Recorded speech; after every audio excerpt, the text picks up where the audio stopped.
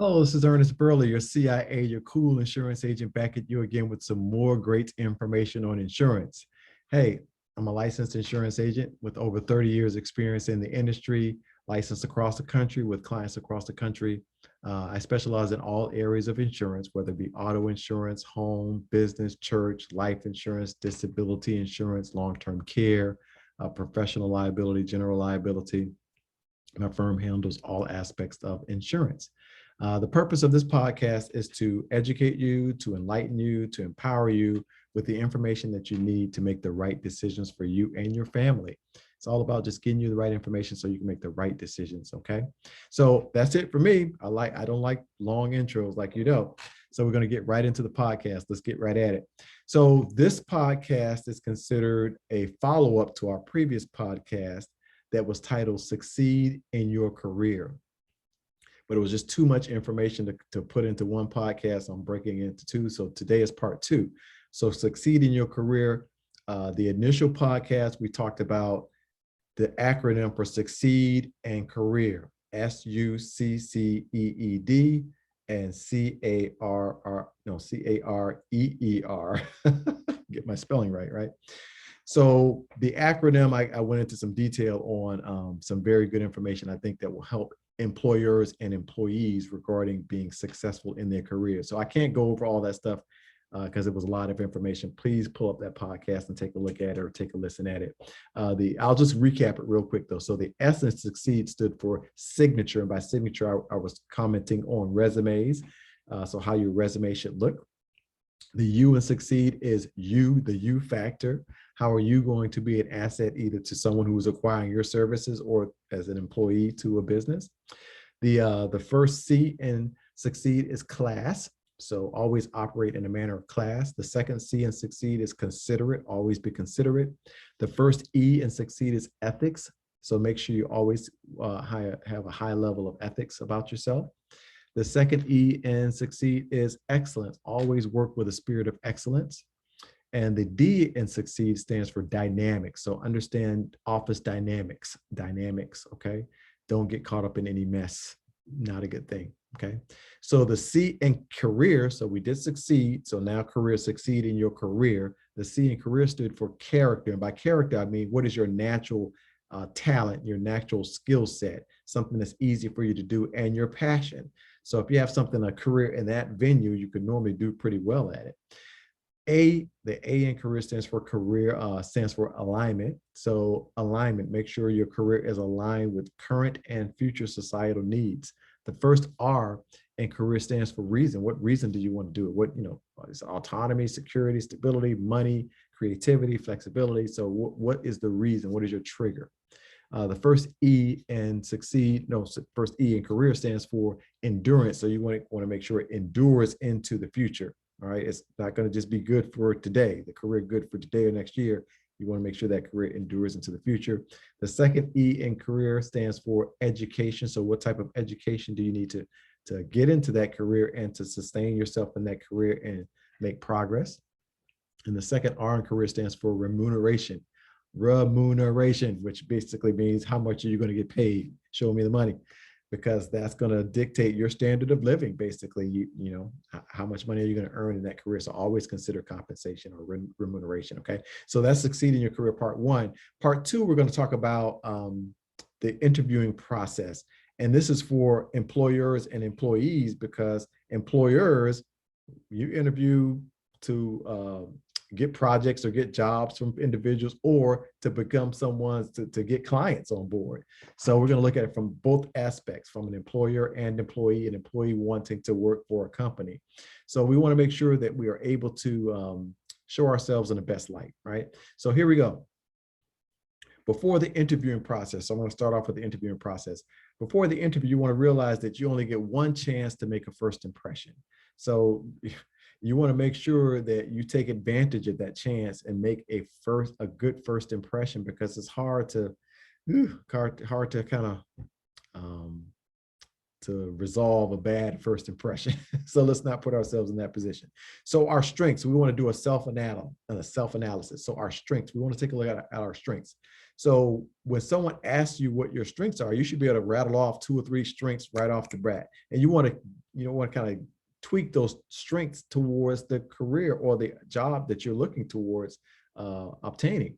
So if it's for like administrative, you want to be answering the phones, typing up memos, dealing with customers, whatever it is. If it's customer service or administrative, if it's in a law firm, you want to tweak it to weaknesses that will be geared towards that career. If it's working in a hospital or medical arena, you want to make sure that you are tweaking your advantages or your strengths towards whatever the job is that you're looking to get into. And also you want to be able to mention or list some great accomplishments that you've had in previous jobs, or if you're just straight out of school, in school, right? So be able to have some accomplishments that you can tell people. An elevator speech. Now this is for both employees and employers.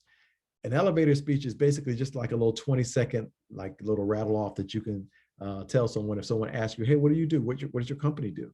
Or as an employee, what do you do? What's your job? What is your career?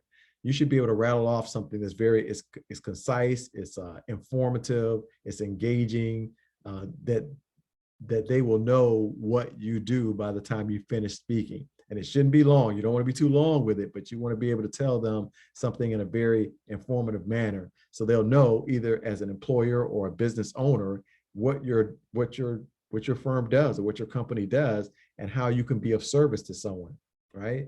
As an employee, you want to know how you can be an asset to a business. So rattle off your strengths and how you can be an asset, because I always say, I'm not just trying to add on payroll. I'm just not just doling out money just to be doing that. If I bring someone on board, I'm bringing them on board because I'm thinking they're going to be an asset to my firm, right? Not just, I'm just paying another such and such $1,000 a year.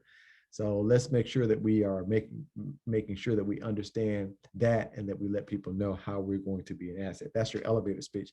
Let them know. Now, I'm not big on, when you do the elevator speech, you want to make sure that you can list a couple of attributes in just a few sentences. So some people, I was at some place, an event, and they asked each person to kind of, tell what they do. And then I think they paired us off. And like, this guy asked me, I asked him, and he said something to the extent, I help people realize their dreams. And I was like, what in the world? I mean, so I guess he was trying to bait you to ask more questions, but I'm not a person of riddles. So if someone asks you what you do, don't say something like that, because that turned me off, and I didn't ask him not another question. So let them know what you do, rattle off what you do, what you're good at, whether you're a business owner or an employee, rattle off your strengths, your elevator speech, so that person knows what you do, what you're good at, and how you can benefit them. Don't give them some guessing game. I don't like that. But different strokes for different folks. Okay, so here's some things you definitely want to cover under great accomplishments.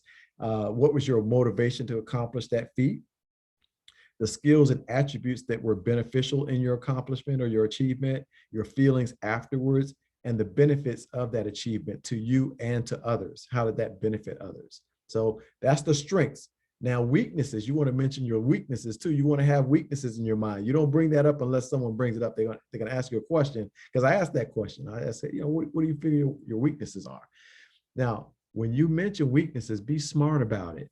You mention weaknesses that can really be construed or seen as a positive, right? So you say a weakness is you're a perfectionist, right? So you like to make sure everything is perfectly done. That's really a strength.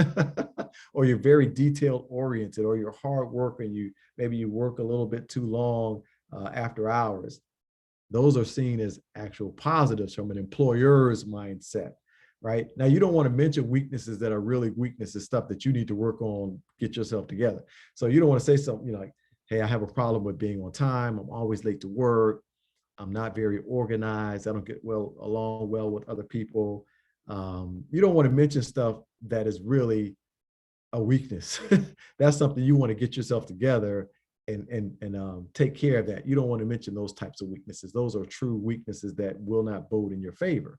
You want to mention weaknesses that can be spun as a benefit.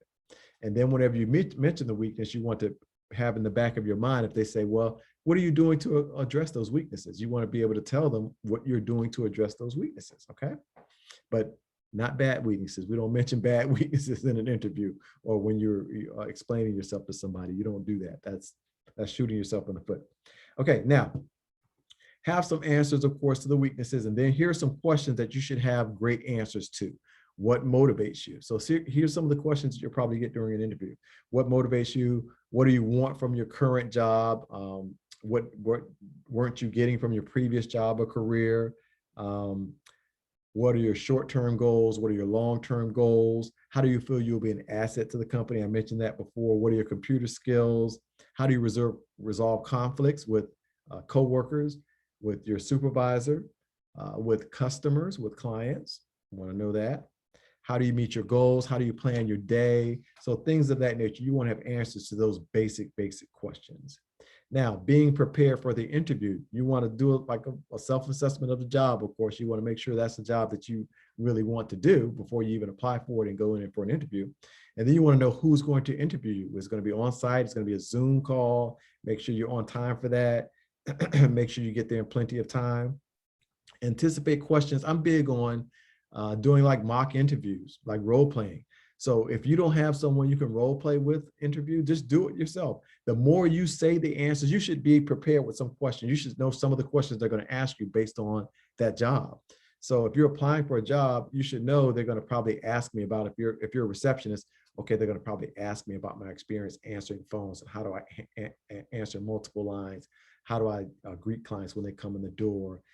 How do I prioritize? Stuff like that. So you know, some questions you should anticipate, and you should already have some answers prepared for those particular questions, so you're not like a deer in headlights when you hear them. And the more you say them, the easier it is to come out. So if you say it 3 or 4 times, you've done like this mock interview 3 or 4 times with yourself, or with someone asking you the questions. By the time you get into the interview, when that question comes up or something that's remotely in that area, you'll be much better prepared to answer it, and you'll say it much more comfortably because you've said it several times already. Very important to do that, okay? Decide what to wear the night before and have it already out. Have it ironed, have it planned out, have it hanging up, have your shoes, everything ready, and all you have to do is slide into it and leave the house. Don't go looking for what to wear that morning or that day of the interview. That should already be planned out. That shouldn't be something that's taking up your time that day.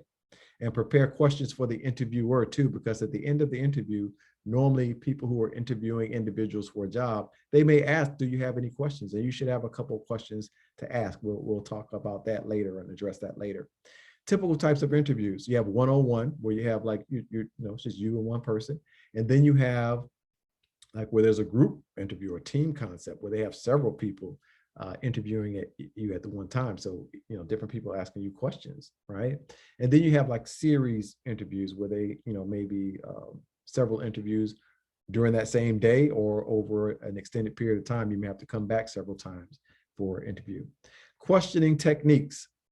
So you have open probes, which most of the interview is probably going to be open probes or open questions, which means they are questions that are going to ask the what, why, when, where, and how. Like they want you to give them information about the question they're asking you, so they can make an informed decision about you. Okay, so yeah, you got to be aware of that. And then they're going to have some closed probes too, or closed questions. Probably not too many of those. That's just yes or no. So you don't get much out of a closed probe. But something like, do you have any criminal or civil record? That's a yes or no. So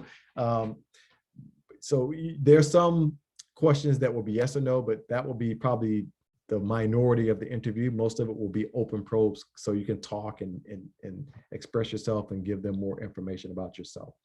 Probing questions, hypothetical questions, what if scenarios. You want to make sure you have some what if scenarios in your mind that they may ask you, and have good answers to those questions. Linking questions. They may ask you a question and you have an answer for that, and then 5 minutes into the interview, and then 10 minutes later, they may come back and ask you a question that links to that answer that you gave. So be prepared for something like that also, okay?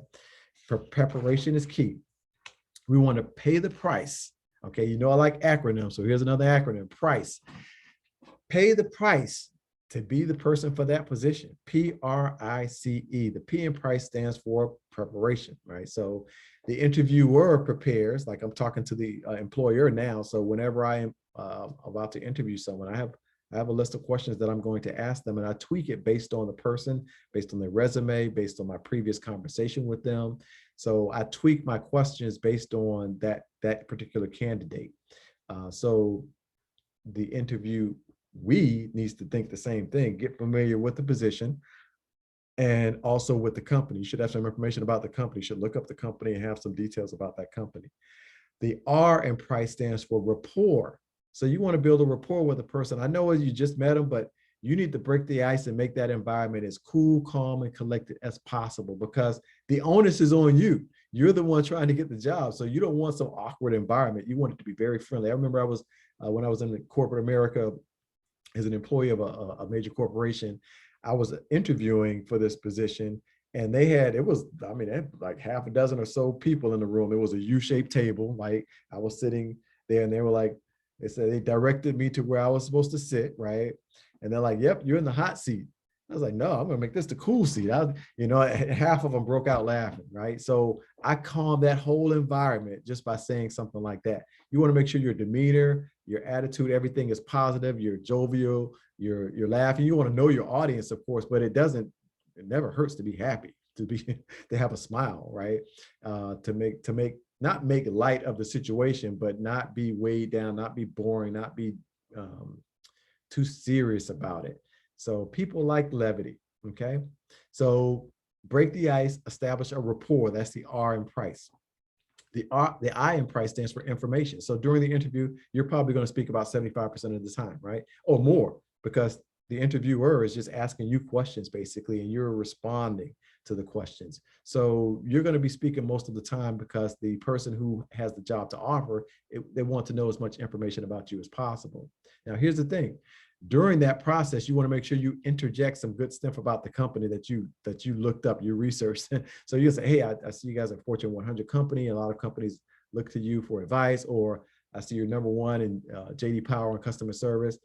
You want to like interject some good information about the company, so it shows, hey, this person is on their game. They researched us, and give them a little kudos. It doesn't hurt to give them a little kudos, okay? It can only help. So that's the I is information. The C is close. So the close of the interview, you want to make sure it's a nice, smooth transition. If they ask you at the end of the interview, do you have any questions? You want to ask them 1 or 2, substantive questions, some good questions, not something silly. How much paid time off do I get as soon as I start? I mean, don't ask questions like that. Ask something that's substantive and that, that's going to work in your favor. A good question, okay? Something that shows you have some thought behind it. So you have 2 or 3 good questions in your back pocket to ask at the close of the interview. The E in price stands for evaluation. So you're going to evaluate, the company's going to evaluate, you make a decision as to whether you think that's a company you want to work for, and they're going to make a decision as to whether they think they want you as an employee of their company. So both of you make an evaluation at that point. So you pay the price, P-R-I-C-E, okay? Now, here's some things to do during the interview. Do this. Do present yourself honestly. Be honest about yourself in the interview. Vary your tone and your tempo. Like, I'm not talking monotone, right? Blah, blah, blah, blah. Vary your tone, vary your tempo. So your conversation is, it's not monotone, it's not boring, it's not putting people to sleep, okay? Ask relevant questions during the interview. Use specific examples to illustrate points. Emphasize what you learned in your previous positions, and take a few seconds to answer a question. If you don't have an immediate response, it's better to take a few seconds as opposed to just saying something silly. I remember I was on this panel interviewing this guy. We were interviewing a lot of different people, but I interviewed, one guy came up and we asked a question. He's like, oh man, I had a brain fart. And I was like, did he just say that in the interview? I mean, come on, dude. I mean, and I really wanted to help the guy out, but that response, along with a few other of his responses, it didn't work out well for him, just to put it that way. So it's better for you to take a pause and say, that's a good question. Never thought of that. And take a few seconds and give a response, as opposed to just saying something silly, because you can't retract it. Once it's out there in the atmosphere, you can't pull it back, okay? So take your time. Here are some things not to do. Don't do this. Don't overly exaggerate your abilities. Don't say you're a pro on Microsoft Office and you can't create an Excel spreadsheet or create a PowerPoint presentation or what have you. Don't say you can do something that you can't do. You get hired, they give you a project to do it, and you can't do it. Don't overly exaggerate your abilities. Don't let stress or uncertainty show. So hopefully you've gotten good rest that night, you got your clothes out, you got there plenty of time, and you're in the car kind of prepping. So you got all those nervous jitters out and you have a positive attitude. But even if you are nervous, you go in there confident and you don't show it. Don't ask questions just to impress. All right. And don't give vague or ambiguous answers. People aren't trying to figure you out. You're trying to get a job. So you want to be specific in what you're answering. Don't criticize your former cohorts or boss or company because that they're going to be like, okay, well, that person, they're going to do the same thing if and when they leave our company. So yeah, don't do that. Here's some things interviewers are looking for, right? Good attendance, punctuality, right?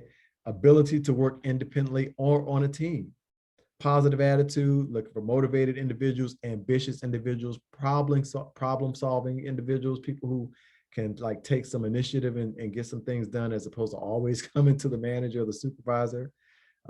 Great oral and written communication skills, a person that has some career goals and direction about themselves, a person who's organized and knows how to prioritize, a person that's professional in their demeanor and their voice, person that has some accomplishments and they pride themselves on their work product, leadership skills, creativity, flexibility.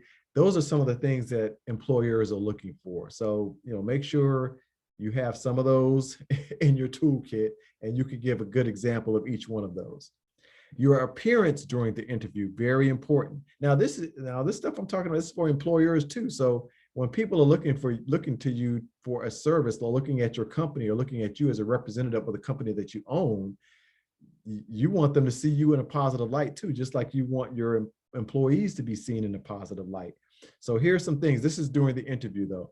So during the interview, dress for the position, know your audience. So if it's business attire, then wear business attire. Don't go in there dressed casual. So know the office environment and dress accordingly.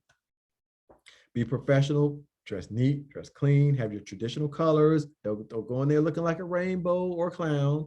So blue, gray, brown, black, your traditional colors. I know they're kind of boring, and you could splash in some, red or some yellow, whatever, what have you. But you don't want too much going on. You don't want to be a distraction. You want to be pretty, conservatively dressed. So your clothing is not a distraction, right? You want them to be focused on you, not what you're wearing. So you don't want it to be too bright, you don't want it to be disheveled and crazy looking either, right? So just neat, okay? Let's see. You want to smell good too, but you don't want to put too much on. You don't want that person's eyes bleeding or their nose, they can't breathe because they're smelling too much of your Brut or High Karate or your Chanel No. 5 or your opium or whatever it is. It's just not too much, okay? You want to smell good, but not let that be a distraction, okay? Nicely and neatly groomed hair, teeth, however you wear your hair, that's fine, but you don't want to look like you just got in a fight with a raccoon, right? So however you wear your hair is fine, but make sure it's just neatly groomed accordingly. That's all. Hands, if you're a mechanic, I can understand you having like oil and dirt under your nails. I get that, but if you're talking about working in customer service or receptionist or an office desk, yeah, your hands should be just decent looking, not just looking crazy, okay? I know this sounds crazy, but like I've seen it, I'm telling you, don't let that stuff be a distraction. Things that you can control them. You can control your appearance. You can control the clothes you wear, your hair, your face, your nails, your jewelry that you wear. You don't want to wear too much jewelry. Yeah, that stuff is distracting. So it's better to be conservative as opposed to just saying, hey, I'm going out there, I'm just going to be me and do me. You go, no, you're trying to get a job and do you. So you need to do what you think is going to present you in the best image and not either turn someone off or be an obstacle or distraction, okay? Your shoes, the same thing, just clean and conservative shoes, all right? Actions, here's some actions that you should do during the interview. Make eye contact, definitely, but you don't want to be awkward. So you want to make eye contact with the person that's interviewing you. And if there are multiple people interviewing you, you want to make sure you make eye contact with everyone in the room. I was explaining to you the U-shaped interview that I had where there were several people in the room. When someone asked me a question, of course, I looked directly at them when I started my answer, but as I continued my answer, I would look to each person in the room. I would give everybody eye contact. I do a lot of speaking engagement. So when I speak, if there's, well, not a lot during COVID, but Now it's on Zoom, so it's different. But when there's an audience, I always make eye contact with different parts of the audience all throughout the presentation to make sure I'm engaging everybody and everyone feels, hey, this guy's looking at me or he's paying attention to me. You want to do the same thing during the interview. Give everyone some eye contact, okay? The interviewer should like initiate the handshake. That more than likely that person's going to initiate the handshake. With COVID, it's a little different, maybe a fist bump or an elbow or maybe no handshake nowadays, we'll see. Listen to the question so you can give the correct response. And like I said, take a pause if you need to. Don't cross your arms in front of you because that's seen or perceived as being closed off. And truthfully, I don't really agree with that because that's like a relaxed position, but I proactively don't, you'll probably never see me with my arms crossed. It's very rare you see, because that's the perception that you're closed off. But that's just a comfortable position as far as I'm concerned, like just like this. But, you know, don't be a distraction. Don't have an obstacle. So if you need to cross your arm, you can cross your arm, cross your fingers and place them across your lap. That looks a little bit more relaxed, or put one arm on each arm of the chair, something of that nature. But don't have your arms crossed because of the perception, okay? Get there early, 10 to 15 minutes. That's the sweet spot, around 10 to 15 minutes. Because if you get there at 2:30 and the interview time is 3 o'clock, I'm not going to meet with you at 2:30. I'm going to meet with you at 3 o'clock. So don't get there too early. Get there like 10 minutes or 15 minutes. 10 minutes is a good sweet spot for me. That's just me. You can ask other employers, but that's my sweet spot. You want to get there at least 10 minutes early, but not more than 15 minutes early.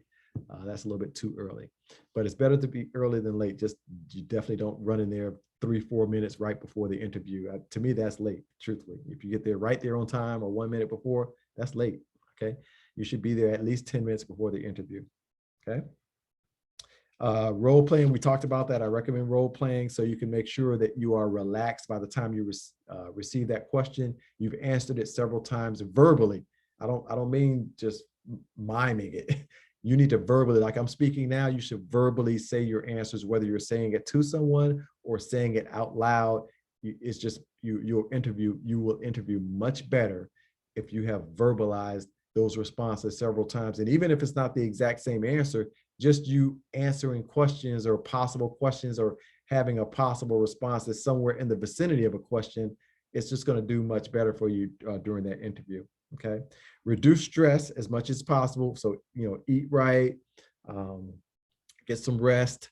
Don't go consuming a bunch of caffeine and liquids before the interview because you don't want to have to run to the bathroom. Okay. Have a positive mindset and just know, hey, I'm going in here and I'm going to knock this thing out. Right. Okay. So after the interview, make sure you send a thank you note. Not everybody does that, but that may may give you a leg up. So just send a little thank you note. Thank you for your time and considering me for the position, et cetera. And then you want to critique yourself. You critique yourself and critique the position. Was the person nice? Okay. When you went into the office, was the atmosphere nice? Did you think that was a nice atmosphere, or the office setting was a nice office setting that you would probably want to work in? If not, then, you know, you don't want to work there. Okay. You make a decision as to whether you want to work there, just like they're making a decision to figure out whether you're the right person for the job. Okay. And that's it. I mean, that's it. I wanted to just go over that part 2 because that was just too much information to put into the Succeed in Your Career part 1. So Succeed in Your Career part 1, please, you know, listen to that one. This is part 2, more on the interviewing side and some more details about succeeding in your career. And I addressed it from both aspects, from the employer's standpoint and the employee's standpoint. So that is it. So, okay, I'll recap. So our recap is, hey, you got to pay the price to succeed in your career. And we went over the acronym, the P-R-I-C-E, and we went over strengths and weaknesses and how we want to make sure we have a good grasp on that and things of that nature. So pay the price. Preparation, you want to make sure you're prepared. The R, rapport, you want to establish a rapport. The I is information, make sure you're giving good information during the interview. The C, the close, make sure you have a couple good questions for the close. And the E, evaluation. So you evaluate the position and say, okay, is this a position I want to be in, a job I want to see myself in or not? Okay. The takeaway is preparation, preparation, preparation. So just about everything we talked about was about preparation. We talked about knowing your strengths, knowing your weaknesses, having your elevator speech so you can rattle off what you do, whether you're a business owner or an employee. in 20 seconds or less. Informative, concise, engaging, so the person can know, wow, this person is somebody I might want to know. All right, so it's all about preparation, though. If you haven't prepared that, then okay, you're going to be just rambling, right? And during the interview process, prepare for it. Prepare, right? Even when I do speaking engagements, even though I've done a ton of them, I still prepare. I mean, I still prepare. I make sure my outline is tight. I make sure I've gone over the outline because I want to make sure that I am prepared and I give the best representation of myself and provide the best service to my audience. Okay. Now, I want to thank you for listening. This is it for the podcast for today. I know it was pretty comprehensive. Thank you for listening. Please spread the podcast to others and encourage them to do the same, and so on, and so on, and so on. If you want to reach out to me, my phone number is 301-262-2600. Again, 301-262-2600 to connect with me, or you can email me at ernestburleyjr@gmail.com. That's just my full name @gmail.com. All of my podcasts are on YouTube, so you can go to YouTube and search Ernest Burley Jr. and all of my podcasts are on there. So check out all of my podcasts because I think they will be a good help to you in one way or another because I go over different topics on these various podcasts. Okay, so that is it. Your CIA Ernest Burley, your cool insurance agent, is signing off on this podcast. And until we speak again, y'all take care and be safe out there. Okay.